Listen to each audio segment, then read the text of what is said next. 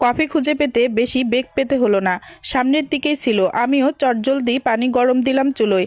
Coffee বানানোর প্রায় শেষের দিকে। কফি মগে ঢেলে যেই না রান্নাঘর থেকে বেরোবো এমন সময় দাদি এলেন সেখানে। দাদিকে দেখে খানিকটা বিস্ময় আর লজ্জা ঘিরে ধরলো আমায়। হাতের কফি মগ নিয়ে আর চোখে দাদির দিকে তাকালাম। উনি মুখ টিপে হাসছেন, কিছুটা ব্যঙ্গাত্মক সুরে বললেন, এই কফিটা কার জন্য নিয়ে যাচ্ছ বোন? আমার জানা মতে তো তুমি কফি খাও না। দাদির কথায় লজ্জায় আরেকটু নুয়ে গেলাম আমি।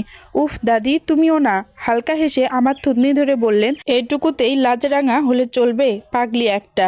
তুই যার জন্য কফি বানিয়েছিস সে কিন্তু ঘুম থেকে উঠেছে, এখন ওর রুমেই আছে, নিয়ে যা ওখানে। দাদির কথায় লাজুক হেসে রুমের উদ্দেশ্যে রওনা হলাম আমি। পথিমধ্যে শুনতে পেলাম দাদির মিহি কণ্ঠের হাসি। হাসতে হাসতেই বললেন, তোরা দুজন পারিসও বটে। একজন মাঝরাতে বইয়ের যাতে ঠান্ডা না লাগে সেজন্য চুপিসারে নিজের কাঁথায় মুড়িয়ে দেয়, আর একজন সকালবেলা যাতে বরের ঠান্ডা লাগে সেজন্য লুকিয়ে লুকিয়ে কফি বানায়।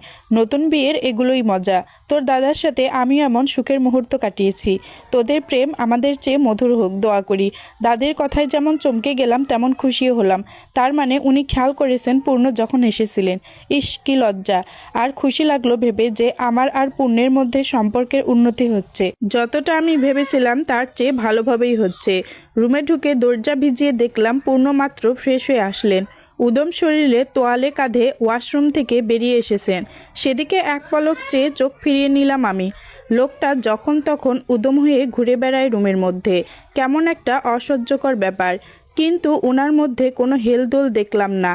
আমাকে দেখেও উনি ধীরে সুস্থে মুখ মুছে বিছানায় তোয়ালে রেখে অপর পাশ থেকে টি শার্ট নিয়ে পড়লেন। আমি আর চোখে ওনার দিকে চেয়ে কিছু না বলে বেডের সাইড টেবিলে কফির মগ রেখে ভেজা তোয়ালা হাতে নিয়ে চলে যাচ্ছিলাম রুম থেকে। এমন সময় উনি মুখ খুললেন, বাহ, আজকে সূর্য কোন দিক দিয়ে উঠেছে? তুমি তো দেখে একদম বউ বউ আচরণ শুরু করে দিয়েছো সকাল সকাল। কিছুটা রসিকতা করেই বললেন উনি। তবে এই মুহূর্তে তার রসিকতা আমার পছন্দ হলো না। চোখ ছোট করে কোমরে হাত দিয়ে বললাম, কেন? আমি বউ বউ আচরণ করলে এত অবাক হওয়ার কি আছে? আমি তো আপনার বউ নই। বাপরে, সকালবেলা ঝগড়া করার জন্য রেডি হয়ে আছো দেখি। কাল এত রাত পর্যন্ত হেঁটেও এত এনার্জি? পিচ্চি মানুষ, এত এনার্জি কই পাও? পূর্ণর কথা শুনে আরেকবার গা জ্বলা ধরলো আমার। কই, আমি তার জন্য কফি বানিয়ে এনেছি, একটু ভালো কথা বলবেন তা না। লোকটার তেতো মুখে সবসময় তেতো কথাই বলে। এর জন্য আমি আজকে ইচ্ছা করে চিনি দিয়েছি তার কফিতে।